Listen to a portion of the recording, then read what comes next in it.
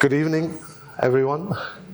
You gather from the choice of language that we've switched back to presenting and to discussing in English. And so will be the introduction to the lecture tonight.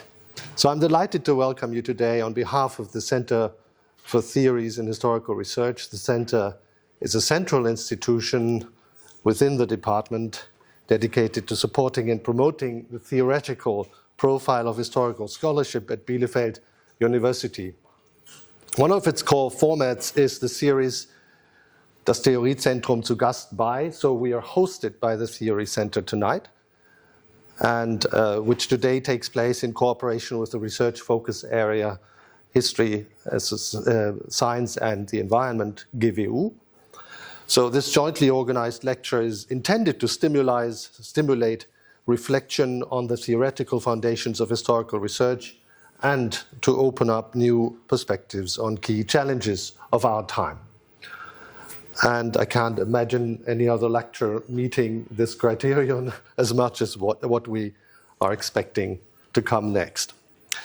It's a great pleasure to welcome Jürgen Renn as our guest today, someone with whom I've shared a long-standing scholarly exchange, not least, but especially on the topic of the Anthropocene. Since 2023, Jürgen Renn has been the founding director of the Max Planck Institute for Geoanthropology in Jena, an institute dedicated to the major transformations of the Earth system and the societal challenges of the Anthropocene that are connected with it. We're particularly pleased that Bielefeld University is a partner institution in this endeavor. It is involved in the recently established International Max Planck Research School Modeling the Anthropocene, a graduate school that opens new interdisciplinary paths in education and research in geoanthropology and sustainability studies. Before founding the new Max Planck Institute for Geoanthropology, Jürgen Renn was for over 2 decades director of the Max Planck Institute for the History of Science in Berlin, which under his leadership became one of the world's leading institutions in the field. His academic career began with studies in physics and philosophy in Berlin, followed by a PhD at the Technical University of Berlin on the history of and theory of relativity, a topic that continues to accompany his work to this day. With his research focus at the intersection of the history of science, knowledge, ecology, and global transformations, Jürgen has shaped the field in profound ways. I would particularly like to highlight his highly relevant monograph, The Evolution of Knowledge, Rethinking Science for the Anthropocene, published also in German by Surkamp. The title is Die Evolution des Wissens, eine Neubestimmung der Wissenschaft für das Anthropozän. This impressive work not only offers a history of knowledge viewed through the lens of the Anthropocene, but also asks what role science can and must play in an age of planetary crisis. In 2024, he published another major book, co-authored with Hanoch Gutfreund, and the title is The Einstein Revolution, The Historical Roots of His Breakthroughs, Princeton University Press. And also in 2024, and I want to mention that here as well, of course, Jürgen co-edited together with Carsten Reinhardt and Jürgen Kocker, a nearly 1,000-page institutional history of the Max Planck Society, die Max Planck Gesellschaft Wissenschafts- und Zeitgeschichte 1945 bis 2005. The title of today's lecture is The Anthropocene, a Challenge for Humanity and for Science. So, Jürgen, it's truly a pleasure to have you with us today. I now hand over to you. Thank you.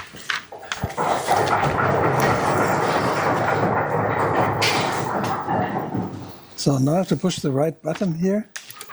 Let me see whether that works. So thank you very much. No, it doesn't. It doesn't. Help. There we are. Looks good. So thank you very much for the generous introduction.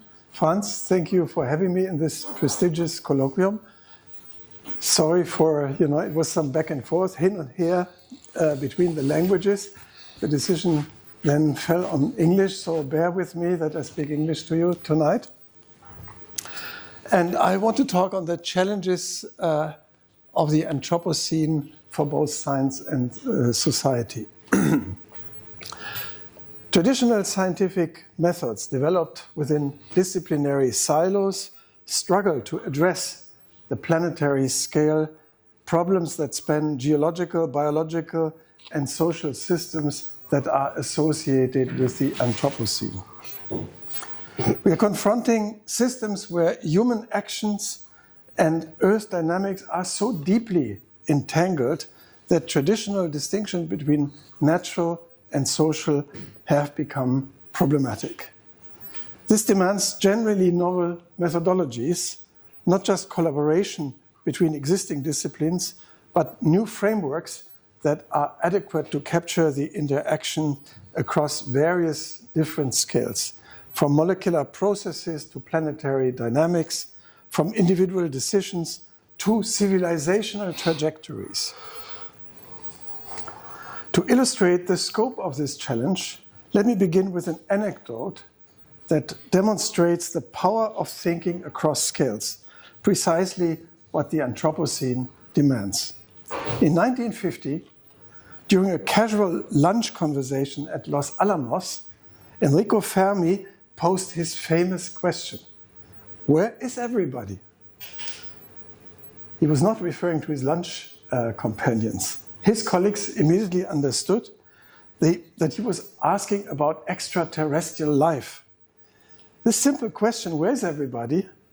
encapsulates what we now call the Fermi paradox, the puzzling discrepancy between the apparent high probability of extraterrestrial civilizations and our complete lack of evidence for them.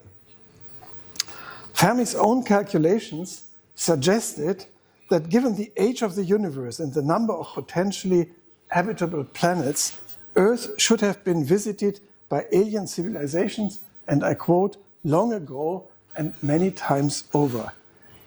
Yet, in spite of the fact that the number of habitable planets that we know about has increased significantly, we still have no evidence of such visits. Michael Wong and Stuart Bartlett in a 2000... Oh, you should have told me.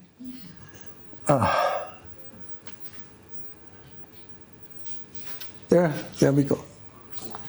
Michael Wong and Stuart Bartlett in a 2022 paper offer a particularly relevant resolution.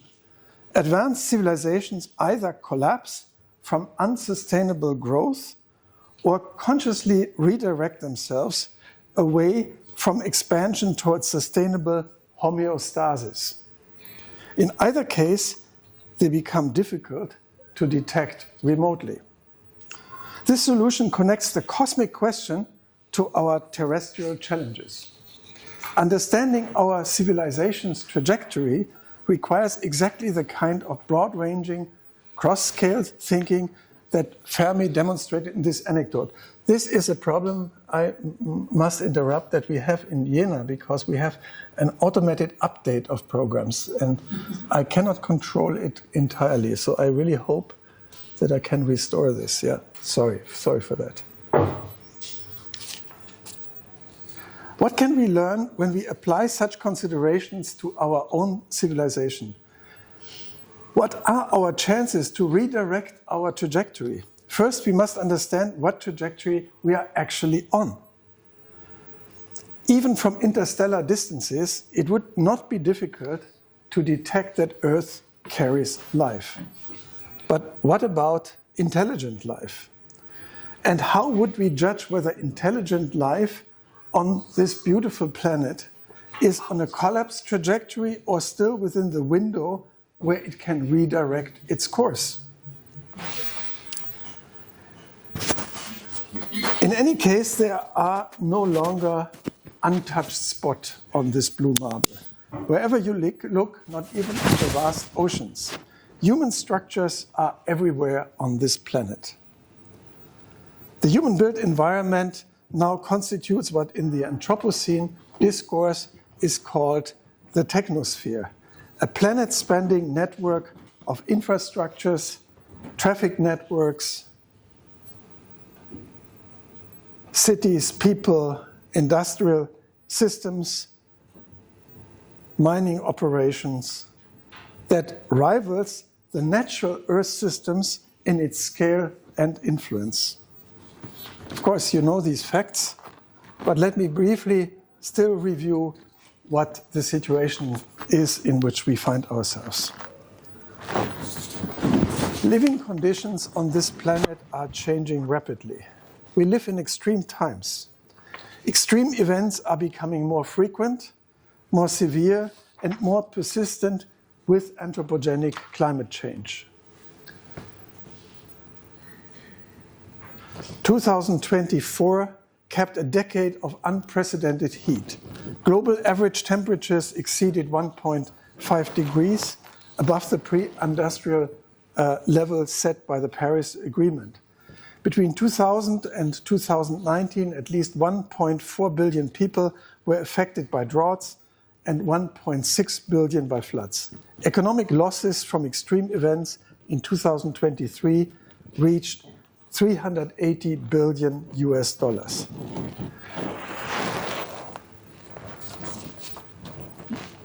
These are just snapshots, some extreme events that are illustrated. But they are part of an ongoing trajectory of global warming. The temperature spiral shows constant variability in temperature, but a clear trend over recent decades. Future projections indicate we might experience global warming of similar magnitude to the difference between an ice age and an interglacial, but on much shorter timescales. Clearly, human activity is the dominant cause of this observed warming. Changes in Earth climate are observed in every region and across the whole climate system. Many of the changes observed in the climate are unprecedented in thousands, if not hundreds of thousands of years. This graph shows climate anomalies over the past 20,000 years, illustrating the long Holocene stability while also showing the dramatic IPCC predictions for our future. We have left the comfortable climate conditions of the Holocene, the epoch in which all human cultures flourished, in which agriculture was developed, cities were founded, and writing and science emerged. But planetary change extends beyond climate change. We are destroying biodiversity through spreading monocultures with immense consequences for humanity's nutritional basis and health, including the need for humans to take over ecosystem functions like pollination and the dangers of pandemics. I should also mention the geopolitical tensions which hamper adequate reactions to these challenges. And you all know the disappointing outcome of the last COP in Berlin. We understand climate change, and we understand biodiversity loss, we understand the geopolitical tensions, but we are just beginning to understand how everything is deeply connected. This interdependence of multiple crises is what the concept of the Anthropocene is meant to capture. It was introduced, or rather made popular, by the chemistry Nobel laureate and Earth system science Paul Crutzen in the year 2000. When Crutzen spontaneously proposed the Anthropocene at a conference in Mexico in 2000, he did not introduce a completely new concept, however, but he made the Anthropocene a term that various disciplines had to engage with, including system science, geology, but also the humanities and the social sciences. Interestingly, Crutzen published the term together with the limnologist Eugene Sturmer, who had been using the term independently since the 1990s and had developed his understanding of the Anthropocene through studying the Great Lakes in Canada, including Crawford Lake, a topic to which I shall return in a moment. So the concept's power lay not so much in its novelty, but in its timing and transdisciplinary resonance, providing the impetus to expand Earth system science to research into human Earth system science. Following Crutzen's spontaneous suggestion, geologists later engaged with the question of whether the Anthropocene can be stratigraphically established, indeed as a new geological epoch, and thus officially included in the geological timescale. In 2008, the so-called Anthropocene Working Group, AWG, was founded. It reports to the Subcommission on Quaternary Stratigraphy and has thoroughly investigated the stratigraphic evidence for the Anthropocene. Their work had to deal with many innovative themes, novel markers like the plutonium signal, microplastics, or soot particles. The investigations were completed in 2023 and then submitted to the official geological bodies, a strict hierarchy that I briefly indicated. It was interesting that the AWG's activities were accompanied by cultural activities and science historical investigations initiated by the Berlin Haus der Kulturen der Welt in cooperation with the Max Planck Institute for the History of Science. This initiative played a crucial role in supporting the innovative stratigraphic investigations. So the traditional geologists kind of hesitated because of the many novelties that these stratigraphic investigations required, but then funding came from the German parliament, from the Deutsche Bundestags, mediated by the Haus der Kulturen der Welt, and that made it possible. And the founding of the Max Planck Institute that I'm representing today, Max Planck Institute of Geoanthropology in Jena, was an outcome of this process, the collaboration with the Haus der Kulturen der Welt, and so lastly, also an outcome of Crutzen's initiative.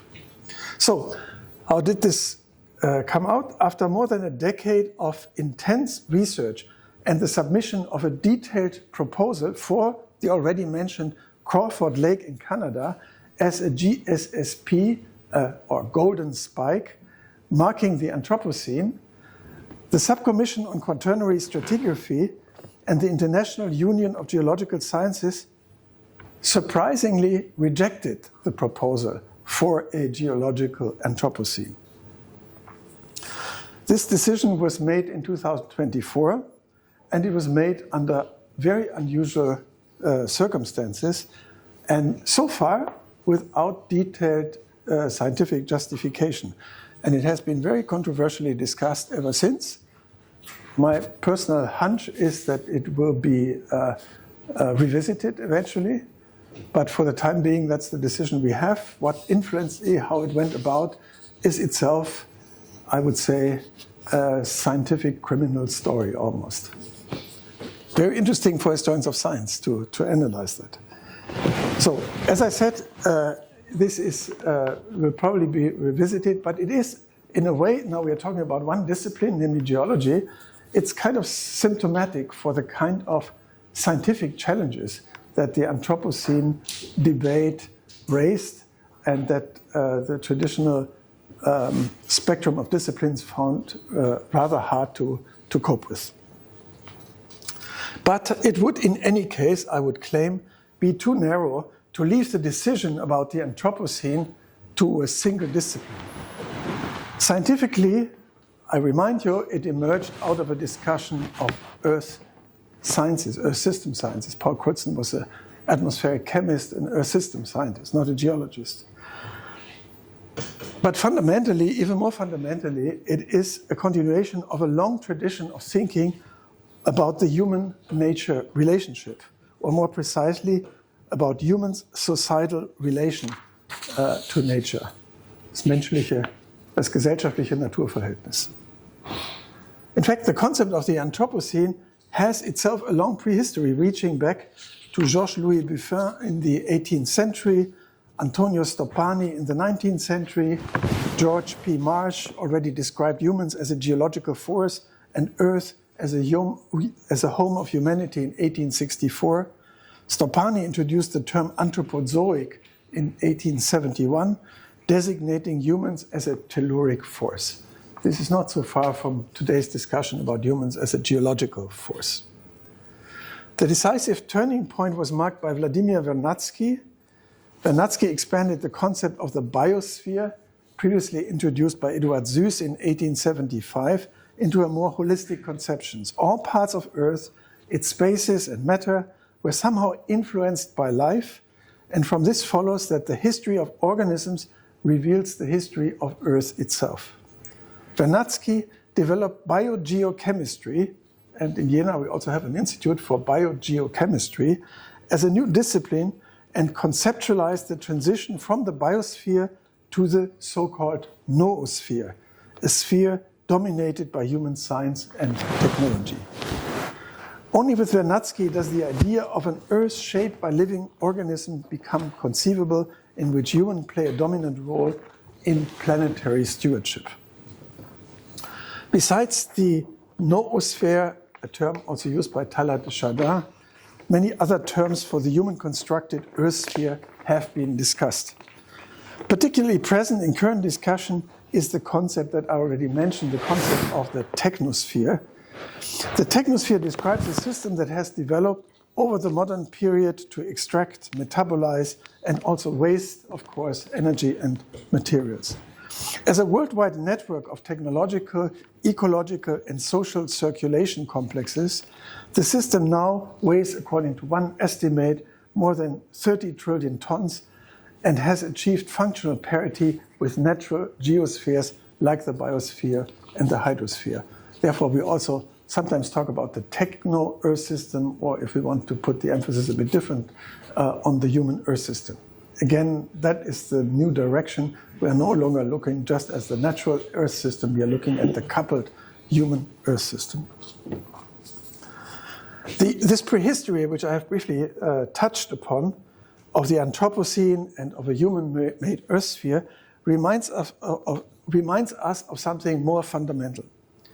As I've mentioned before, reflection on the human-nature relationship plays a key role in all cultures for human self-understanding.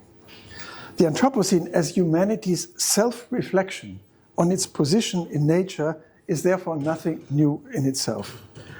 Such positionings have accompanied human history since its beginning and are part of what one might call a self-analytical process that includes, of course, not only science and philosophy, but also political worldviews, art, and religion. As an example of an artistic engagement with the human-nature relationship is this copper engraving by Martin van Heemskerk from the series The Reward of Work and Diligence from 1572. It unites three perspectives on the world that are still relevant today. It shows the world as a technosphere, I think probably the first representation of a technosphere, covered with tools and instruments, as Mother Nature, represented by Diana of Ephesus, nursing a human child at one of her many breasts, and as a cultural landscape in the background where nature and civilization are reconciled. So, can the transformation of the world through human technology and work indeed be reconciled with the trust that nature will care for us? In the early modern period, this was apparently the hope. And this is all not a far-fetched interpretation. You can see also from the caption of this copper engraving. This vision of a delicate balance between nature and civilization clearly differs from the widespread temptation in the current Anthropocene discourse that the solution to the challenges of the Anthropocene might lie in something like a return to nature, associated with the hope that a return to our origins will amount to our redemption. Even in current Anthropocene discussions, such origin thinking, Ursprungsdenken, persists, particularly in debates about when the Anthropocene actually began, which is a important topic of the discussions on the Anthropocene. Was the Neolithic Revolution perhaps a kind of expulsion from paradise? Or was it Western modernity with its allegedly sharp separation of nature and culture?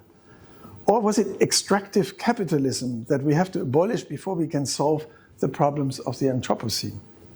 All these approaches seek the origin from which we have fatefully departed, connected with a romantic hope that we can redeem ourselves from the guilt of distance from our alleged origins through a return to these origins, back to nature, back to a pre-industrial unity of nature and culture, or away from growth towards some kind of degrowth. I would argue, however, that all these approaches are colored by an atavistic origin thinking and ultimately prevent us from recognizing that there can be no return from the Anthropocene and that we must shape it instead of fleeing from it. The Anthropocene is the result of an irreversible process, of a co-evolution of the Earth system and humanity. The crucial question is how our knowledge of the Anthropocene can move us towards meaningful collective decisions and actions without falling into mythical or ideological notions. If we cannot return to a pre-Anthropocene state, then our only path forward is to consciously guide the planetary transformation in which we are involved. This requires a new kind of science, among many other things, of course, and one that can integrate Earth system dynamics with human cultural evolution. So that's, of course, where I would claim that geoanthropology comes in. So I will talk for a moment about what is the pretense, if you wish, of geoanthropology. Traditional disciplinary research operates in silos, and that goes in particular. Have a nice evening. The geologists are very focused on their stratigraphy, sociologists study societies, economists study markets, and so on. But the Anthropocene challenges cannot be solved by any single discipline. Unlike occasional interdisciplinary collaborations, geoanthropology emphasizes systematic integration rather than competition between different knowledge approaches. This may sound utterly trivial in a place like Bielefeld, where interdisciplinary work has a long tradition, but I can assure you, in the Anthropocene discussions, of which I'm part now for more than a decade, this is everything but self-evident. There is still a strong tendency to clearly separate what is natural science, what is social science, what are the humanities. But I think one has to go beyond this, because one has to understand the systemic interactions of this planet, which has become more complex due to the role of humans. And one has to avoid monocausal solution. That's a very important point. Many of the solutions that are being proposed, for instance, of the global energy transition to mitigate climate change, shouldn't forget about the biodiversity losses, and some solutions are just too simple. And the challenge is to develop a systemic understanding.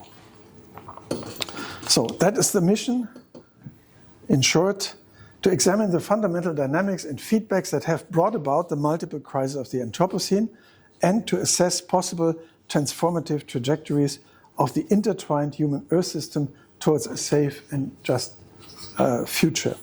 And another remark that I want to make, and to which I come back repeatedly during my talk, is there has emerged something like an Anthropocene discourse and Anthropocene world in which many of the fundamental concepts are meanwhile basically taken for granted. But I think from a sober scientific perspective, we have to re-examine them, we have to challenge them, we have to rethink many of the fundamental concepts, including the very concept of the Anthropocene itself. So I think we cannot simply take it for granted that Anthropocene science, or something like Anthropocene science, has become a new discipline in which one can now move on firm grounds with established concepts. So, but let me be more specific, and let me come back to this issue of the technosphere to illustrate what I mean by transdisciplinary approaches. From an epistemological perspective, the technosphere is what I have called a borderline problem. It requires connecting different disciplines or knowledge systems under whose purview the problem falls. In this case, Earth system science and the human sciences, both the social sciences and the humanities. Questions about the emergence and dynamics of the Anthropocene are questions about the emergence and the dynamics of the technosphere. They can only be answered by integrating natural and social scientific as well as historical perspectives. This integration, of course, requires a common scientific language, and one important element of this language is an evolutionary theory of complex adaptive systems. So from that perspective, the Anthropocene is the latest step in an evolution of Earth system complexity that began with the origin of life about 3.8 billion years ago. In this history, we observe some common features that characterize all major evolutionary transitions, such as, for instance, the Great Oxidation Event or the emergence of multicellular life. And examples are the reorganization of information and material flows, the development of new energy sources, and the emergence of complex regulatory structures. Evolution within the biosphere has changed the entire Earth system. That is what the Great Oxidation Event is about, of course. The oxygen that we are breathing has been produced by the biosphere, as it were. And the environment under which now the biosphere evolves, or has evolved since then, has been created itself by the biosphere. And so we see a feedback circle. Environmental changes have in turn affected regulatory mechanisms within the biosphere, for example, by making oxygen the most important energy source for the metabolisms that are alive today. But not only in biological evolution, but also in cultural evolution, we observe such interaction between environmental changes and changes in regulatory mechanisms.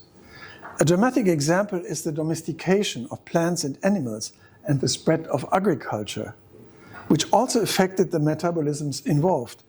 In this case, the affected plants and humans, for example, creating lactose tolerance in humans, and it gave rise to new social formations, such as urbanization. So, what is the principle behind this? Niches created by evolutionary actors are environmental changes that themselves affect the actors and their behaviors, not only through known selection mechanisms, but also directly on the developmental and behavioral possibilities of the actors. In cultural evolution, this is particularly evident. Humans construct technological and social niches, such as cities, institutions, technologies, that then fundamentally shape how future generations can develop and behave. We therefore speak of regulatory niches that functions like an extended organism. The niche becomes part of the organism's regulatory system rather than just its environment. This approach, which Manfred Laubechler and I call extended evolution, provides the theoretical framework for understanding the Anthropocene as an evolutionary transition. So, in short, the Anthropocene can best be understood as the result of such an evolutionary process, eventually resulting in the technosphere as a global human niche. But is the Anthropocene, as it is often claimed, also a tipping point? The tipping point discourse is a very prominent discourse in the Anthropocene world. So what is a tipping point? It's a sudden shift from one state to the other, Kipppunkt in German. That the Anthropocene is actually such a tipping point is suggested, for instance, by this illustration, which is taken from a paper by Steffen et al., where basically the idea is that the Earth has been on a potential surface where it oscillates between glacial and interglacial states until we humans have driven the Earth outside of that potential well and brought it onto a new trajectory. And now the responsibility is upon us to steer it back into a safe operating space. So that's kind of the logic behind this. But of course, this kind of presupposes, this illustration and the thinking behind it kind of presupposes that there is a given potential for the Earth's trajectory. Whereas I would claim this is more complex because the potential is being created by the system itself. So this is a bit too simple, too simplistic as a physical model that can be applied. And I would rather recommend to think in more evolutionary terms applying the notion that I have briefly alluded to of major evolutionary transitions, a notion that goes back to Maynard Smith and Urs Schattmarie, and that has a lot to do with fundamental reorganizations of complex systems in terms of energy flows, information flows, and so on and so forth. So, but still, feedback loops are at work, and one feedback loop that one can, in a somewhat simplified manner, identify as driving the Anthropocene engine, is one in which growing human populations develop new technologies and social systems. These create expanded niches like cities, agriculture, and industry that support even larger populations. Of course, they also tap into new energy sources, first fire and later fossil energies and so on. And then more powerful technologies are being developed that give rise to even more expanded populations. So if we look at the results of this, we can make a rough sketch of human history from an Anthropocene perspective, dividing it into 4 phases. And the first phase is the anthropogenesis. It's the emergence of the human species, actually of several variants of the human species. They're spread over the globe. The second is the creation of a sphere of tools, a global circulation sphere that came to its culmination sometime in the early modern world with colonialism and the global exchange of goods. Then the global dominance of a particular way of economy, capitalogenesis called here, and perhaps a new age in which we become aware of the consequences and deal with them from an anthropocenic perspective. But what I find interesting is that over all tendencies shape these different phases. There is the tendency of globalization and homogenization, starting really with anthropogenesis, because so many other human species have become extinct even in early periods, and so many cultures have become extinct. We have systematically eliminated negative feedbacks that has given sort of ever more rise to these positive feedback loops that I just sketched with the Anthropocene engine. And we have externalized ecological cost. Of course, that worked, of course, as long as the niches we constructed were regional niches, because then we could always escape into another niche once the current niche was exhausted, destroyed, polluted, and whatnot, until the niche has become a global phenomenon with the technospheres. So these are just sort of glimpses of what I consider an evolutionary framework for understanding the Anthropocene. But let me now show you much more concretely how this can lead to concrete insights into the dynamics of the Anthropocene, combining both quantitative methods and methods of the social and the human sciences. In biology, we observe remarkable regularities across vastly different scales. A double logarithmic plot of body mass of various living beings, in this case of mammals, including humans, against their metabolic rate, their energy consumption and transformation rates, shows characteristic scaling behavior determined by biological processes, into which humans as biological organisms fit well according to their body size, between mouse and elephant, as you can see. This is Kleiber's law, discovered in the 1930s, according to which metabolic rates scale with their body mass to the power of 3/4 across organisms of very, very different kinds, which I find itself a remarkable regularity. This means that when an animal's mass increases tenfold, its metabolic rate increases only about sixfold. This scaling relationship emerges from geometric constraints on distribution networks, the fractal-like branching structures that deliver nutrients and oxygen throughout organisms. This, in other words, represents an economy of scale. Larger organisms are more energy efficient per unit mass. So, a daring question. Can we apply similar scaling analysis also to the technosphere? Can we identify the organizational principles that govern the coupled human-Earth system? As we shall see, this indeed has become a key tool for understanding planetary scale dynamics. The first remarkable feature of the technosphere you see already in this diagram is its increase in the metabolic rate compared to the biosphere. Because if we kind of distribute the weight of the technosphere over us individual biological human beings, we can still calculate or estimate the average metabolic rate, which is well outside this diagram that characterizes the regularities of the biospheres. We are consuming much, much more, like 2 orders of magnitude more energy than we would as mere biological beings. So such scaling analysis has then also been applied to social systems, for instance to cities, in particular by Geoffrey West and Louis Bettencourt. Urban environments have evidently developed their own characteristic scaling behavior, including predictable relationships, for instance, between urban area and population size, economic growth, innovations, infrastructure size, and even inequalities. Variables like GDP, number of patents, or crime typically scale superlinearly, while the number of gas stations scales sublinearly with a city's population size, an indication of an economy of scale. The universality of these relationships is striking. In a study of social inequality indicators that we pursued at the Institute, we could demonstrate similarities even between modern and ancient cities that show similar Gini indices.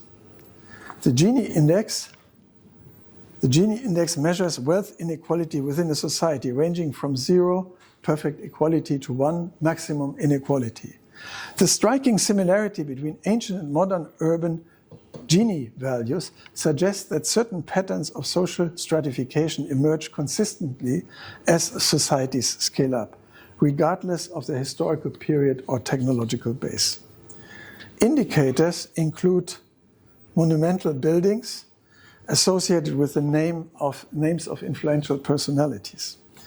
These patterns of urban scaling and social stratification that we observe today have deep historical roots. They reflect fundamental dynamics of how human societies organize themselves as they grow in size and complexity. This brings us to a crucial point. The same Anthropocene engine that drives urban scaling, the positive feedback loop between population, socioeconomic activities, and constructed niches, has led to a significant growth of the human footprint on the Earth system. So these were sort of the preliminaries, but let me now apply this scaling approach also to what is perhaps the most influential paradigm of the entire Anthropocene discourse, the so-called Great Acceleration, a concept that evolved from Will Stephen's original 2005 proposal, which explicitly called for developing, and I quote, a new type of more integrated Earth system science that does not presently exist. This is hence not only a methodological exercise, it goes to the heart of geoanthropology. The Great Acceleration paradigm is typically represented by 2 tableaux of parameters plotted against time. There are socioeconomic parameters that show the growth of the technosphere and parameters that characterize the biogeophysical Earth system and its changes. It is plausible to assume that the changes in parameters in both tableaus are related, that changes in Earth system parameters are closely linked to humanity's socioeconomic activities. In other words, it is plausible that these changes are a result of the Anthropocene engine and that we see indicators of a coupled human-Earth system here. And so it is generally interpreted. It is also clear that these developments, which are at first glance, and so it is claimed, show exponential growth, are not only unsustainable, but must inevitably lead to tipping points, if not collapse over time. This is an unsustainable development. Together with my colleague Jochen Bündner in Jena, we have begun to carefully scrutinize this approach and found some issues with it. So as you may see, this brings together a lot of data from very different sources, and understanding the Anthropocene, or rather understanding the coupled human-Earth system, is very much a data-related issue. And of course, data stand not for themselves, they are related to processes, and one has to understand, model, analyze those processes, and we have started to do so. But we have first of all observed some problems with the claims that are inherent in these graphs. First of all, the variable selection. What are the criteria? Why these 24 parameters rather than others? The selection changed over time without justification. Initially, there was a graph showing the number of McDonald's restaurants that was removed. Yeah? Without systematic criteria for variable selection, without proper distinction between drivers and responses, the graphs remain compelling visual narratives that resist analytical rigor, but are not really explaining anything. Second, the separation between human and Earth system variables is itself a problem.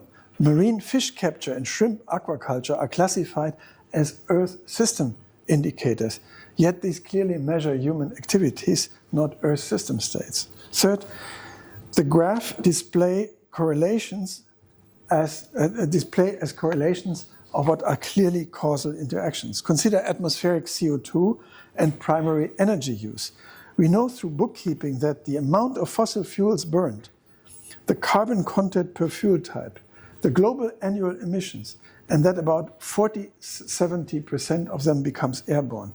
The similarity between these curves reflects, in other words, known causal relationship, not merely correlated trends. The crucial scientific question is whether the airborne fraction will remain constant or rise due to ocean acidification. That's one of the big issues, of course.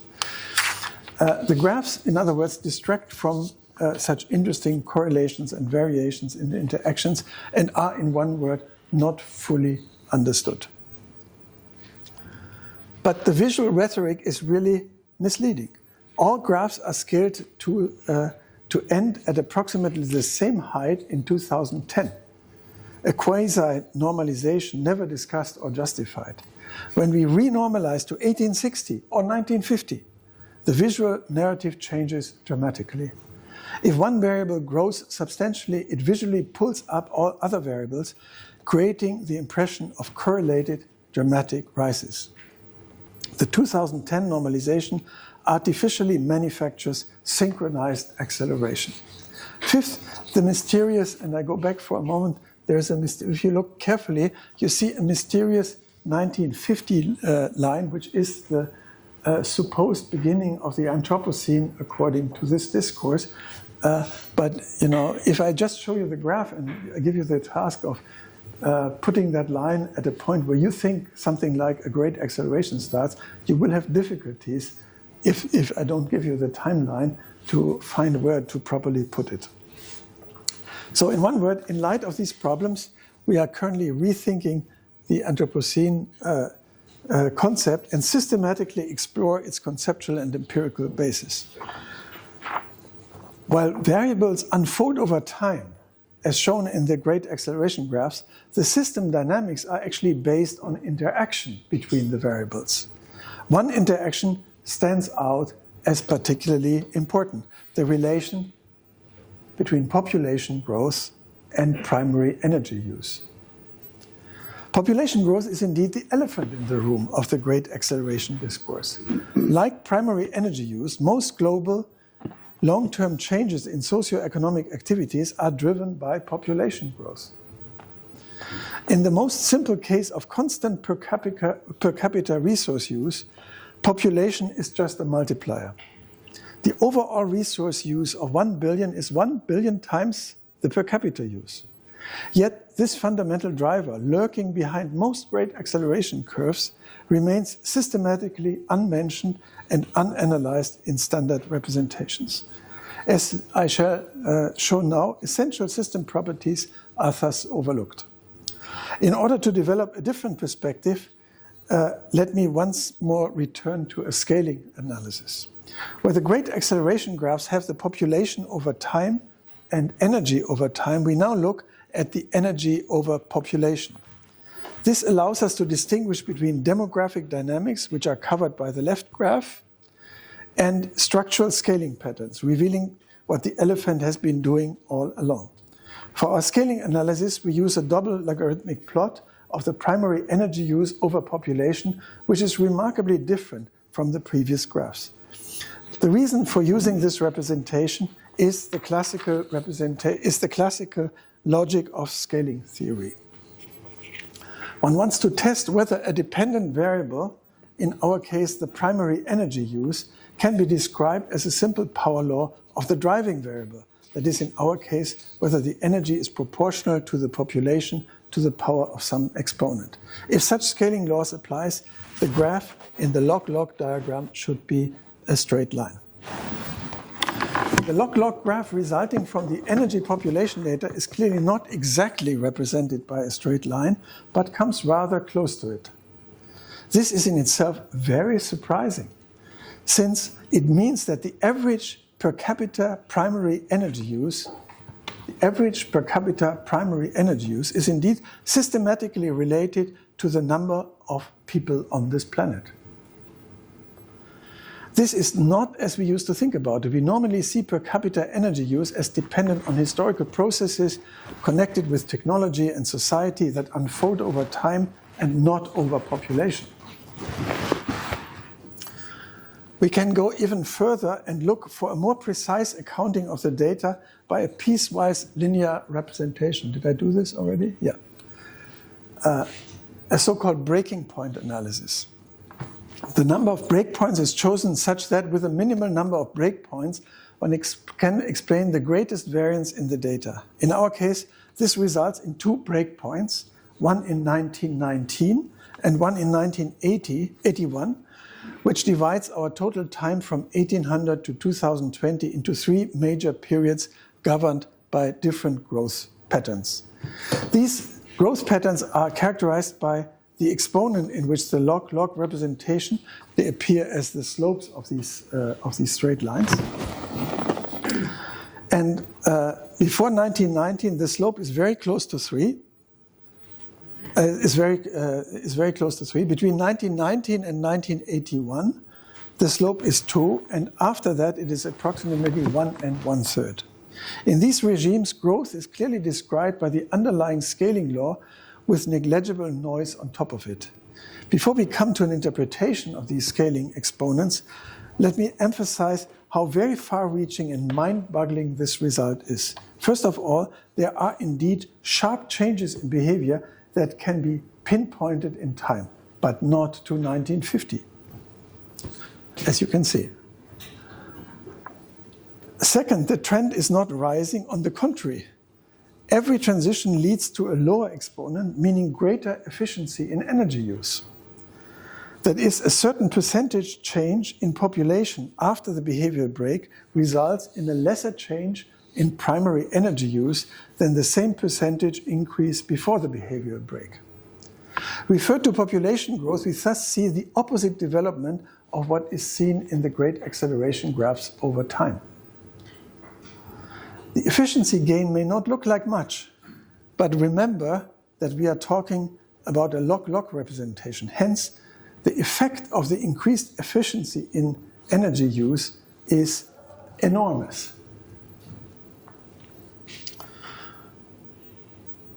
We can see this by applying a counterfactual argument. What if the primary energy use had continued to rise over population as it did throughout the 19th century, that is, with a scaling exponent of 3, until today's 8 billion people are reached? This is what the dotted blue line shows you here. As you can see, the energy use of 8 billion people would be an order of magnitude higher than it actually is. Compare this to the modest factor of 2 that we saw earlier. To state it bluntly, whatever happened around 1919 had an immensely larger impact on the further trajectory than what is usually associated with the great acceleration. If we are looking for systemic breaks, this is where to look for them.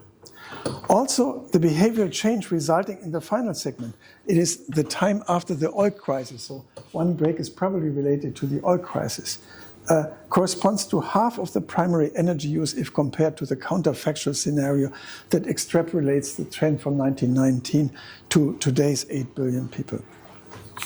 So these are dramatic findings. So this is a sort of a first critical analysis of the great acceleration graphs. How can we explain these dramatic findings? We do not know yet, but we believe where to look for a blueprint of an explanation, namely again in biological systems. I have discussed Kleiber's law previously, relating in a surprising way organisms of different size. When we compare not just different sized organisms within one category, but fundamentally different types of organisms across evolutionary timescales, from simple prokaryotes to complex multicellular organisms, we see dramatic shifts in these scaling relationships. This is where a groundbreaking paper by DeLong and others becomes relevant. They discovered that a biological organization becomes more sophisticated over evolutionary time, energy efficiency systematically increases. Prokaryotes show superlinear scaling. They are energy inefficient. Protists achieve approximately linear scaling. Metazoans reach the familiar sublinear Kleiber scaling. Each major evolutionary transition created new organizational structures that improved energy efficiency. And so you get an idea of why I called the Anthropocene a transition into a major evolutionary transition in comparison with biology. There is, of course, still a major difference to the biological world. In the biological world, we see convergence to an economy of scale. The relevant exponents eventually fall below 1. In the social world, we also see a decline of the relevant exponents, but they are still larger than 1, corresponding to superlinear scaling. In other words, the technosphere is still far from having reached an economy of scale comparable to the biosphere.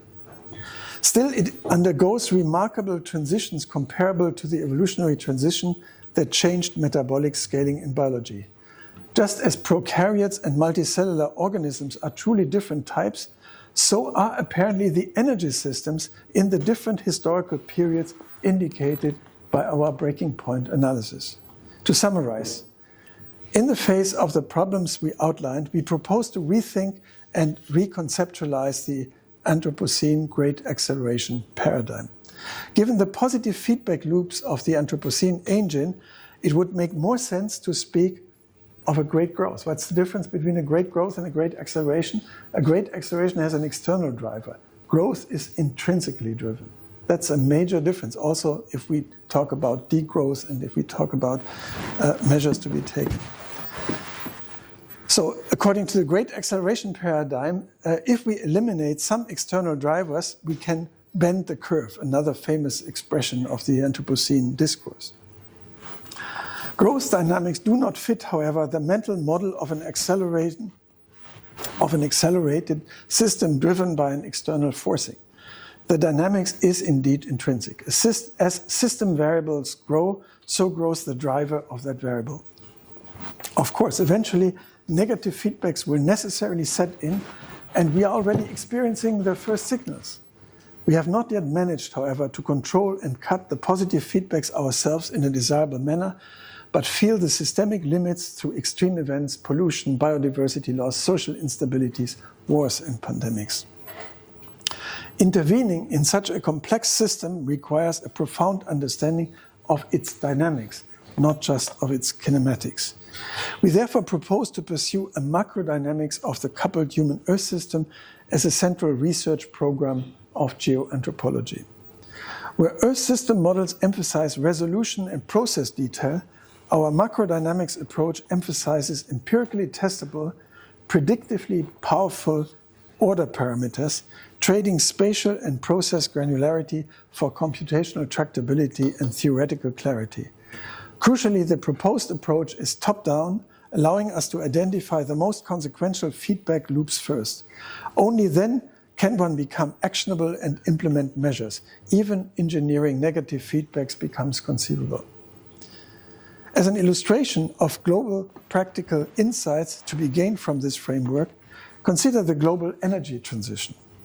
Managing the shift to renewable energy requires coordinating both molecular flows, hydrogen, carbon components, and electron flows through electrical grids, just as biological organisms must coordinate eating, molecular energy acquisition, and breathing, electron transport through cellular respiration.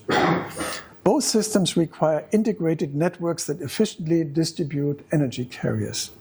From this kind of analysis, we may learn not just what transitions are needed, but how they should happen, how organizational innovation can enable efficiency gains comparable to those biological evolution achieved. Discussing this and other transitions to a sustainable human Earth system would be the subject of another talk. To conclude, let me rather once more return to a scaling analysis of the technosphere, even if this application is grossly oversimplified and somewhat speculative. If we treat the entire technosphere as one giant city and apply urban scaling laws globally, we get a troubling prediction. Accelerating crisis requires ever faster innovations to avoid collapse, with shorter and shorter time intervals between each crisis. This confronts societies with increasingly difficult adaptation challenges to the innovations repeatedly necessary as these ever shorter time intervals occur. Wong and Bartlett therefore hypothesize that once a planetary civilization becomes one virtually connected global city, it faces what they call asymptotic burnout, an ultimate crisis that an ultimate crisis where the timescale between problems becomes smaller than the timescale needed for innovation. At this point, technological solutions can no longer keep pace with accelerating crisis. However, civilizations have an alternative, homeostatic awakening, they call it, developing the capability to understand their own trajectory and consciously choosing long-term homeostasis over endless growth. They call this the alternative between burnout and homeostasis. And they propose it as a solution to the Fermi paradox. If collapse or reorientation are the only likely options, then a civilization's growth will cease, either because cosmic expansion is no longer viable or because it is no longer an imperative. This brings us to a crucial realization. We are now the civilization standing at this crossroads. The Fermi paradox thus connects directly to our own sustainability challenges. The question is no longer whether other civilizations have faced this choice, but whether we can make the transition they apparently achieved. But what can reorientation and reawakening actually mean? We have already seen there is no going back to nature. We have intervened too deeply in the Earth system and its cycles. As humanity, we have become an active part of this system and can no longer extract ourselves from it. Instead, we must continue to shape the coupled human Earth system based on our knowledge. I would even claim that we have entered a stage of evolution after biological and cultural evolution into epistemic evolution, characterized by humanity's dependence on the generation, dissemination, and use of knowledge, particularly the scientific and technological knowledge that is necessary to master the challenges of the Anthropocene. This suggests that Wong's and Bartlett's concept of homeostasis may be too static. What we need is not an equilibrium or stasis, but sustainable complexity, continued development and evolution guided by knowledge rather than by blind growth. One of the most urgent tests of this epistemic evolution is perhaps indeed the global energy transition that I have mentioned. Another crucially important aspect of epistemic evolution is the development and use of knowledge infrastructures. They have created the potential for a global representation of the collective knowledge of humanity.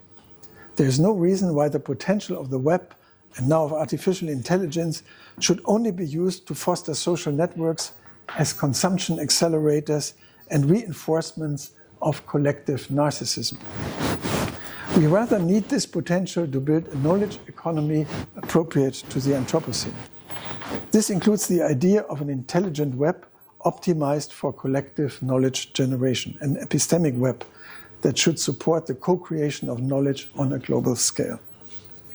These developments in global knowledge infrastructure may represent something more fundamental even, the emergence of planetary scale intelligence. Just as biological evolution invested increasing energy in the coordination of life, in the coordination functions like the brain relative to basic maintenance, the technosphere appears to be following a similar trajectory. It is developing what we might call a nervous system, enabling rapid information processing, learning, and coordinated responses to planetary scale challenges. This evolutionary dynamic follows principles that have governed biological development for billions of years, but now operates at the scale of an entire planet. The emergence of planetary intelligence is not guaranteed, of course. It requires us to transcend the blind operation of the Anthropocene engine and develop genuine collective wisdom and intelligence. Such intelligence would be fundamentally situated. Our planetary niche itself would have to become part of our regulatory system, making Earth not just our habitat, but an integral component of our cognition. This brings us back to Fermi's question and the choice facing all technological civilizations: burnout or awakening, collapse or conscious transformation towards sustainable complexity. Success would mean achieving symbiosis between the technosphere and the biosphere, enabling continued evolution and development without the destructive growth patterns that drive planetary or even cosmic expansion. From this perspective, we would become part of a planetary superorganism, intimately connected with all Earth system components. Such civilizations may eventually seed life throughout the cosmos, not through colonial conquest, however, but rather through patient generative processes that birth new ecologies and leave little or no traces. And perhaps this suggests why we haven't yet encountered alien civilizations. Truly mature civilizations become planetary superorganisms, and superorganisms, as we know, prefer to stay at home.